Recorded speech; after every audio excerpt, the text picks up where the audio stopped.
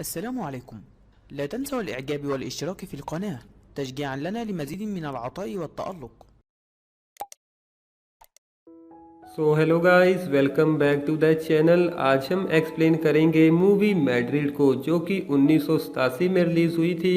ये कहानी है एक ओल्ड एज आदमी की, जो एक जवान लड़की के साथ एक बाथरूम में बंद हो जाता है।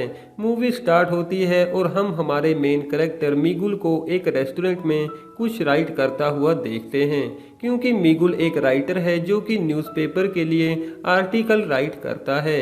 थोड़े टाइम बाद मिगुल के पास एक लड़की आती है। उस लड़की का नाम एंजेला है।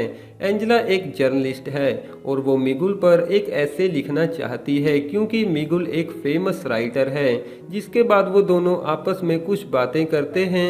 मिगुल एक स्ट्रेट फॉरवर्ड आदमी है, क्योंकि वो कोई भी बात अपने मन में नहीं रखता। एंजेला मिगुल को अपने राइटिंग स्टाइल्स दिखाती है, जो कि मिगुल को कुछ खास पसंद नहीं आते।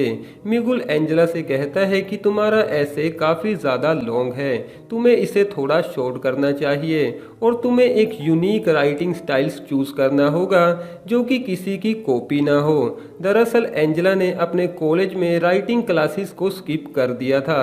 बातें करते समय मिगुल एंजेला को अपने पास बुला लेता है और वो एंजेला को पास में पड़े कोट में से चाबी निकालने के लिए बोलता है।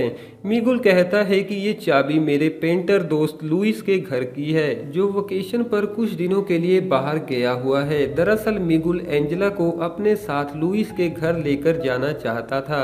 मिगुल एंजेला से कहता है कि इंटरव्यू लेते समय हमारे बीच कोई भी डिस्ट्रैक्शन नहीं आना चाहिए। एंजेला मिगुल के साथ लुइस के घर पर चली जाती है और लुइस की बनाई हुई पेंटिंग्स देखने लगती है। मिगुल एंजेला से कहता है कि मुझे पेंटिंग करना काफ़ी अच्छा लगता है, क्योंकि आप इसे फिजिकली महसूस कर सकते हैं। जिसके बाद मिगुल एंजेला के करीब आता है और उसे किस करता है।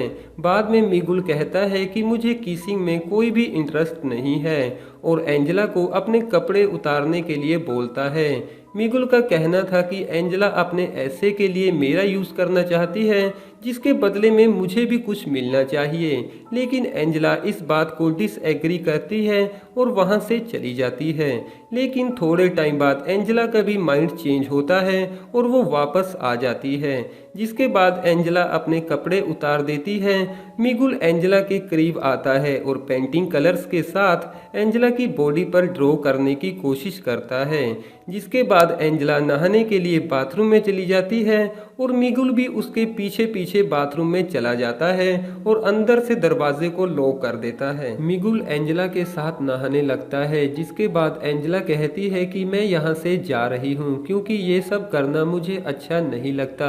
लेकिन एंजेला जैसे ही दरवाज़ा खोलने की कोशिश करती है तो दरवाज़ा नहीं खुलता, क्योंकि बाथरूम का दरवाज़ा खराब हो चुका था। जिसके बाद मिगुल भी दरवाज़ा खोलने की कोशिश करता है, लेकिन वो दरवाज़ा नहीं खुलता।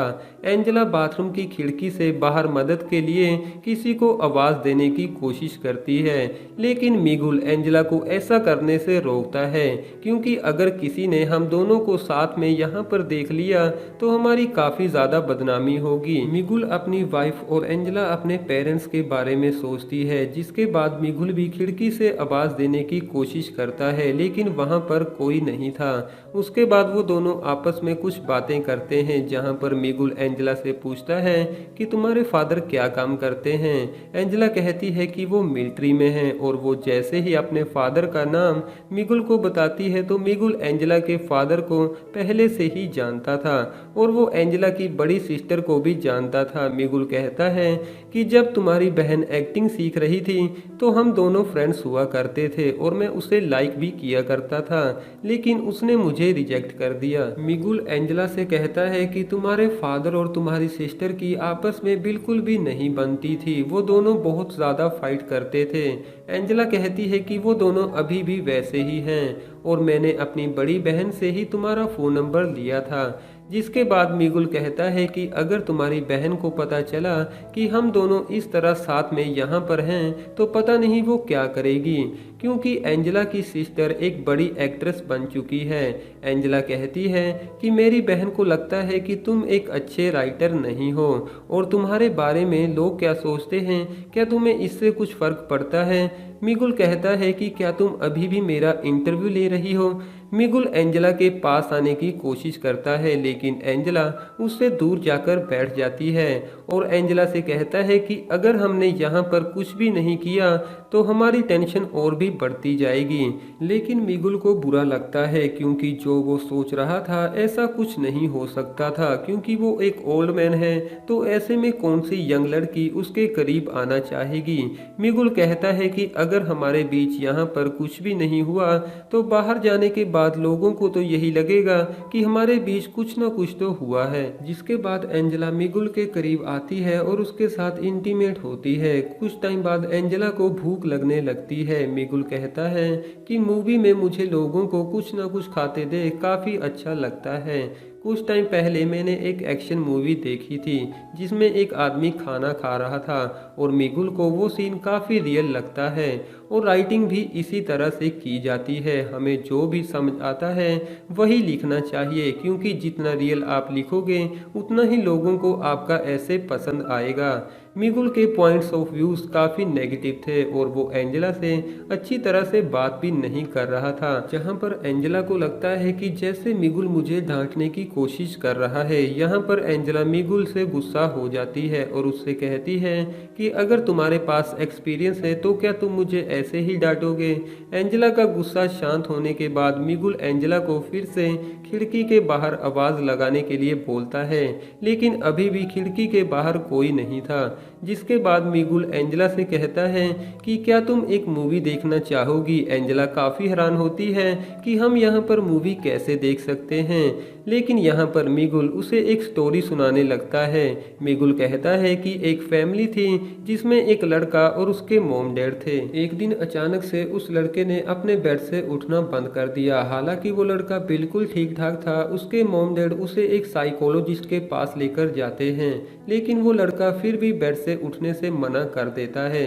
कुछ दिनों बाद अपने मॉम डैड की नामौजूदगी में वो लड़का अपना घर छोड़कर चला जाता है। जैसे ही उस लड़के के मॉम डैड घर वापस आते हैं तो वो अपने बेटे को ढूंढने की कोशिश करते हैं। उसके कहीं पर भी ना मिलने पर उसकी माँ बिल्कुल भी परेशान नहीं थी, क्योंकि उन्हें अपाहिजों की तरह उसका बिस्तर पर पड़े रहना बिल्कुल भी पसंद नहीं था।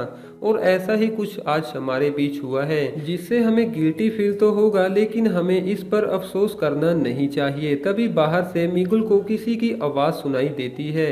मिगुल खिड़की से उस आदमी को अपने दोस्त लुइस को फ़ोन करने के लिए बोलता है। थोड़ी देर में मिगुल का फ्रेंड लुइस वहां पर आ जाता है और उन दोनों को बाथरूम से बाहर निकाल देता है। एंजेला मिगुल से कहती है कि हमारे बीच आज जो भी हुआ ये सिर्फ एक इंसिडेंट था। ये बोलने के बाद एंजेला वहां से वापस अपने घर चली जाती है, जहां पर ये मूवी भी खत्म हो जाती है।